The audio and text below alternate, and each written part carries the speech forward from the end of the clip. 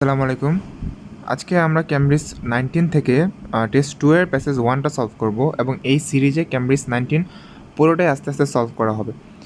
So first question টাইপটা হচ্ছে আমাদের gap fill. দেখি কি বলতেছে। 1 number, in Watt and Boulton's steam engine the movement of the dash was linked to a gear system. So কিছু একটার চলন, ঠিক আছে, কিছু একটার চলন গিয়ার সিস্টেমের সাথে লিঙ্ক করা হয়েছিল। দেখি এখন আমরা খুঁজে বের করব যে ওদের স্টিম ইঞ্জিনের মধ্যে কোন জিনিসটার চলনটাকে গিয়ারের সাথে লিঙ্ক করা হয়েছিল। সো আমরা ওই নামটা দিয়ে হচ্ছে খুঁজে বের করব। এই যে what, Newcomen's models and succeed in making it far more efficient. Watt later worked with the English manufacturer Matt Bolton. এই যে তো দুজনের নামে পেয়ে গেছি। Invented a new system, a new steam engine driven by both the forward and backward stroke. So forward এবং backward stroke of the piston, while gear mechanism it was connected to produced rotary motion. So কোনটাকে connect করা হয়েছে বা কিসের মুভমেন্টটাকে connect করা হয়েছে? দেখেন forward and backward stroke মানে কি সামনে পিছনের যে মুভমেন্টটা অফ দ্য পিস্টন। তা আপনার প্রথমটার আনসার কী হবে তাহলে? পিস্টন, যে পিস্টনের মুভমেন্টটাকে গিয়ারের সাথে কানেক্ট করা হয়েছিল। সো একের আনসার হচ্ছে piston.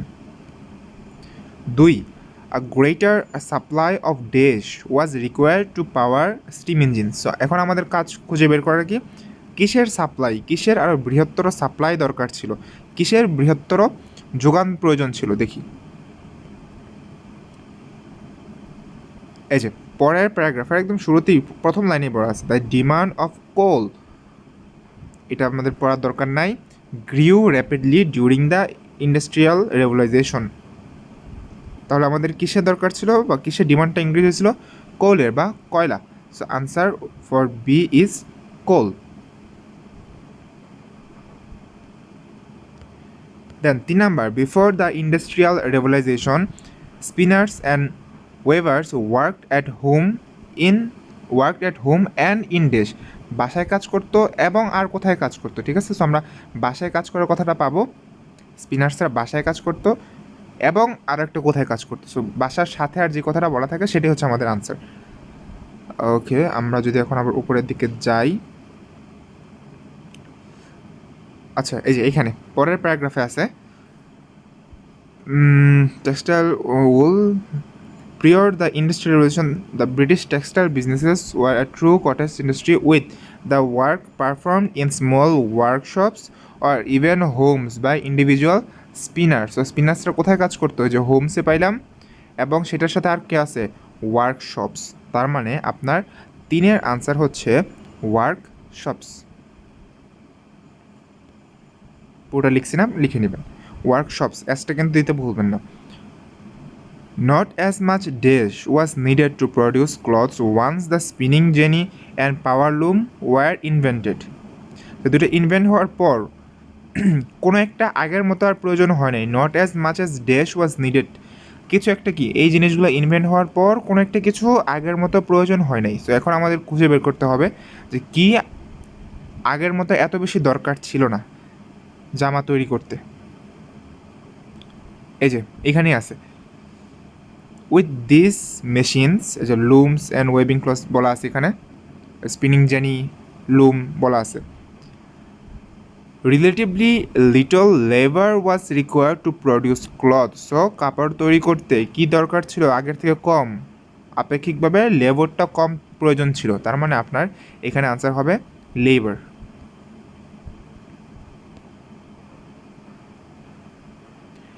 Demand for iron increased with the growth of the dash. So আয়রনের ডিমান্ডটা ইনক্রিজ হয়েছে কোনো আরেকটা কিছুর গ্রোথের সাথে সাথে, কোনো আরেকটা কিছুর বৃদ্ধির সাথে সাথে কী হয়েছে? আপনার আয়রনের ডিমান্ডটা ইনক্রিজ হয়েছে। এখন আমাদের খুঁজে বের করতে হবে যে কিসের বৃদ্ধির সাথে আসলে আয়রনটার ডিমান্ডটা ইনক্রিজ হইল।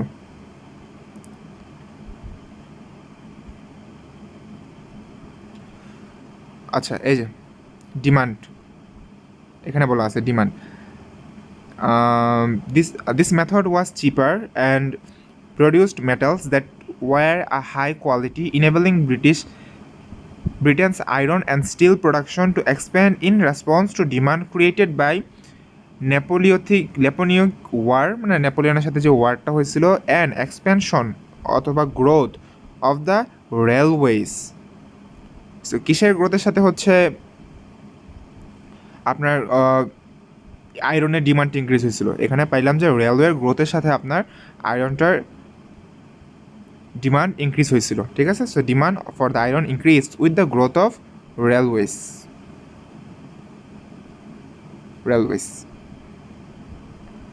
ওকে, 7 number, the new cities were dirty, crowded and lacked sufficient dash. নতুন সিটিগুলো কি ডার্টি ছিল, ক্রাউডেড ছিল এবং কিছু একটার কমতি ছিল, পর্যাপ্ত পরিমাণ কিছু একটা ছিল না, ঠিক আছে। এখন আমাদের খুঁজে বের করতে হবে যে কি নতুন সিটিতে পর্যাপ্ত পরিমাণ কি ছিল না। যেটা ছিল না আমরা পাবো পর্যাপ্ত পরিমাণ, সেটাই হচ্ছে আমাদের কি আনসার। ওকে, এটা হচ্ছে যে এখানে আছে নিউ সিটিজের কথা এই নাম্বার প্যারাগ্রাফে বলা আছে যে cities, rural areas before major cities had just few decades. This rapid urbanization brought significant challenges as overcrowded cities suffered from pollution and inadequate sanitation. Inadequate মানে কি অপর্যাপ্ত, আমাদের তো ওইটাই ওখানে দরকার ছিল, ল্যাক অফ সাফিসিয়েন্ট, রাইট, মানে কি আপনার প্রয়োজনের থেকে কম থাকা বা অপর্যাপ্ত। অপর্যাপ্ত আমরা এখানে কি পাইলাম inadequate স্যানিটেশন, তার মানে আপনার সাতের আনসার হচ্ছে স্যানিটেশন। এই যে ল্যাকড সাফিসিয়েন্ট বা ইনঅ্যাডিকুয়েট একই কথা, কি ছিল স্যানিটেশন।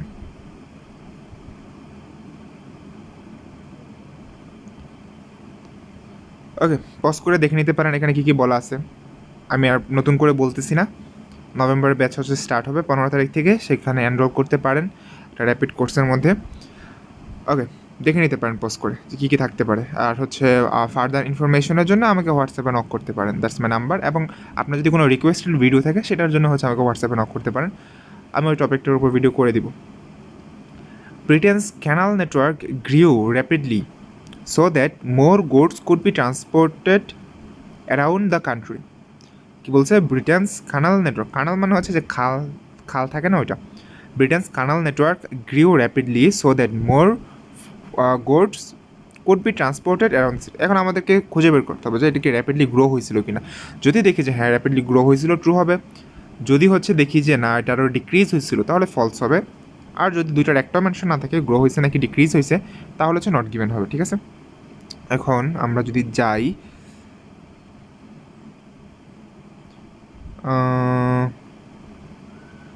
ওকে, শিপসের কথা এখানে বলা আছে। In addition steam powered boats and ships were widely used to carry goods along Britain's canals as well as across the Atlantic. এখানে আপনার গুডস ট্রান্সফরমেশন বা ট্রান্সফারের কথা বলা আছে, কিন্তু আপনার ক্যানেলটা কি ইমপ্রুভ হয়েছিল নাকি সেটা ডিক্রিজ হয়েছিল, এরকম একটা কিছু বলা নেই। তার মানে আপনার এই আনসারটা হবে কি not given. Then 9 number, costs in the iron industry rose when the technique of smelting iron ore with coke was introduced. So এই টেকনিকটা ইন্ট্রোডিউস হওয়ার পর আয়রন ইন্ডাস্ট্রির যেই উৎপাদন ব্যয়টা আছে, কস্টটা আছে, সেটা ইনক্রিজ হয়েছিল, রোজ হয়েছিল, বৃদ্ধি পাইছিল। দেখি এখন আমরা এটাই কাজ করব, এটি আমাদের খুঁজতে হবে যে ওই কস্টটা কি বৃদ্ধি পাইছিল কিনা। বৃদ্ধি পাইলে ট্রু, কমে গেলে ফলস। দুইটার একটাও যদি মেনশন না থাকে, বৃদ্ধি পাইছে না কি কমে গেছে, তাহলে কি নট গিভেন। ওকে, যে স্মেল্টিং আয়রন এখানে বলা ছিল instead of traditional charcoal, this method was cheaper. This method was কি বলতেছে এখানে, cheaper and produced metals that were of higher quality. তার মানে আপনার এখানে কি বলতেছে, মেথডটাকে চিপার বলতেছে। আর ওখানে কি বলছিল যে কস্টটা ইনক্রিজ হয়েছিল, বাট এখানে পেলাম যে না, এটা আরও দামে আরও কম ছিল। তার মানে কন্ট্রাডিক্ট করতেছে, সো এটা হবে কি false. Samuel Morse's communication system was more reliable than that developed by William Coke and Charles Wheatstone. So এই দুজনের একটা বা হচ্ছে উইলিয়াম মোর্সের যেই মেথডটা ছিল বা যেই সিস্টেমটা ছিল সেটা হচ্ছে মোর রিলায়েবল কিনা, কার থেকে? উইলিয়াম কোক এবং চার্লসের থেকে, ওদের যে সিস্টেমটা ছিল সেটা থেকে। তো আমার কাজ হবে যে এই জিনিসটাকে খুঁজে বের করে যে সেটা কি মোর রিলায়েবল এরকম কিছু বলছে কিনা।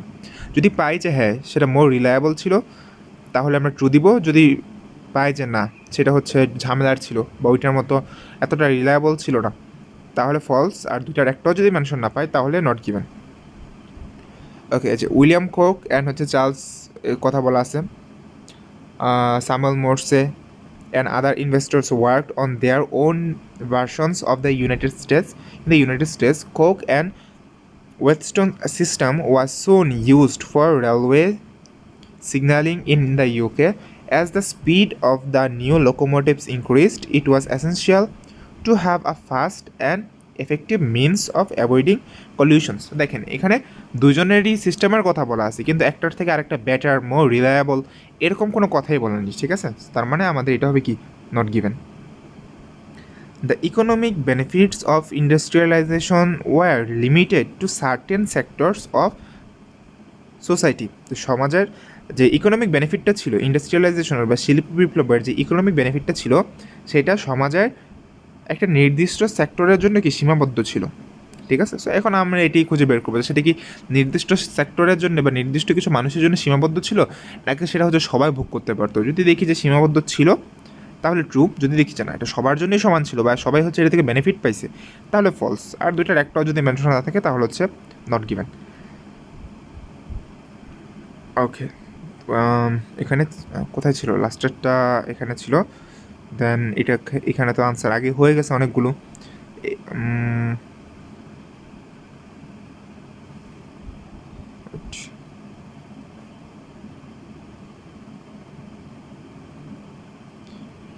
আচ্ছা ইকোনমিক আউটপুটের কথা বলা আছে, আচ্ছা যেখানেই অলদো যদিও industrialization increase the country's economic output overall and improved the standard of living for the middle class and upper class. So কাদের স্ট্যান্ডার্ডটা ইনক্রিজ হয়েছে? মিডল ক্লাসের এবং আপার ক্লাসের। Many poor people continue to struggle, কিন্তু কী হয়েছে গরিব অনেকেই ওদের যে স্ট্রাগলটা ছিল ওদের যে প্রবলেমটা ছিল সেটা ওরা ফেস করেই গেছে। তার মানে কি এখানে ডিরেক্টলি এটাই বলা আছে যে শুধুমাত্র মিডল ক্লাস এবং আপার ক্লাসটাই হচ্ছে এটা থেকে বেনিফিটেড পাইছে, লোয়ার ক্লাসটা বা পোর যারা ছিল ওরা হচ্ছে পায় নাই। তার মানে এটাই মিন করতেছে ইকোনমিক বেনিফিটটা সমাজের একটা নির্দিষ্ট শ্রেণীর জন্য সীমাবদ্ধ ছিল। So that's a true. Some skilled weavers believed that the introduction of the new textile machines would lead to jobless. ঠিক আছে, সো এইটা হচ্ছে অনেক স্কিল্ড ওয়েবার এটা বিশ্বাস করতো যে যদি হচ্ছে বা এই নিউ ইয়ের কারণে নতুন যে মেশিনগুলো আসতেছে সেগুলোর কারণে ওদেরকে জবলেস হয়ে যেতে হবে। দেখি এখন ওরা কি এরকম কিছু বিলিভ করতো কিনা যে ওদেরকে এই মেশিনগুলোর কারণে কি জবলেস হইতে হবে।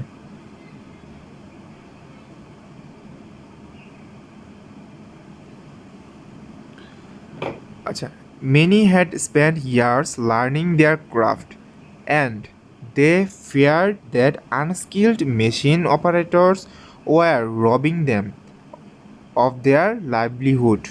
তার মানে কি তাদের যে জীবিকা ছিল তাদের জীবিকাটাকে হচ্ছে ওরা কমায় দিতে পারে এরকম একটা ভীতি ওদের মধ্যে ছিল। তো জীবিকা কমায় দেওয়া মানে কিন্তু জবলেস করে দেওয়া, রাইট? দ্যাট মিনস এটার আনসারটা কী হবে? এটার আনসার হবে হচ্ছে ট্রু, কারণ ওখানে এটাই বলা আছে যে ওরা ভাবতো যে এই আনস্কিল্ড মেশিন অপারেটররা ওদের যে লিভলিহুডটা আছে ওদের যে জীবিকাটা আছে সেইটাকে হচ্ছে লুট করে নিচ্ছে, মানে আলটিমেটলি কি মিন করছে যে ওদেরকে জবলেস করে দেবে আর কি মেশিনগুলো। There was some sympathy among local people for the Luddites who were arrested near. তো দেখি এইখানে যে হচ্ছে লুডিটরা অ্যারেস্টেড করা হয়েছিল ওদের জন্য লোকাল পিপলদের সিম্প্যাথি ছিল কিনা, ঠিক আছে? আমরা জাস্ট খুঁজবো যে লোকাল পিপলদের সমবেদনা ছিল কিনা ওদের প্রতি। যদি পাই যে ছিল ট্রু, যদি না পাই, যদি সমবেদনার বিপরীত কী হবে? Like cruelty, right? ওদের প্রতি আরও হচ্ছে লাইক রাগ করছে, আরও হচ্ছে ওরা বিদ্বেষ প্রকাশ করছে, এরকম যদি পাই তাহলে হচ্ছে ফলস, আর যদি দুইটার একটা না পাই তাহলে হচ্ছে নট গিভেন। দেখে লোকাল পিপলদের রিয়াকশন কী ছিল। ওকে, এখানে হচ্ছে যে ওই ইয়েটার কথা বলা আছে, April 1812, when few Luddites were shot during an attack on a mill. In the days that follow, other Luddites were arrested. এই যে arrested কথা পাইলাম, and dozens were hanged or transported to Australia. By 1813, the Luddites' resistance had all but vanished. দেখেন এখানে local পিপলদের হচ্ছে reaction কীরকম ছিল কিছুই মেনশন করা নাই। সেটা কি বিদ্বেষমূলক ছিল নাকি সেটা আপনার সিম্পেথি ছিল, কোনোটার একটাও বলে নাই। তার মানে আপনার এই আনসারটা কী হবে, এটা হবে আপনার not given, as simple as that. এরকম বুঝে বুঝে সলভ করলে কোনোটাই কঠিন লাগে না।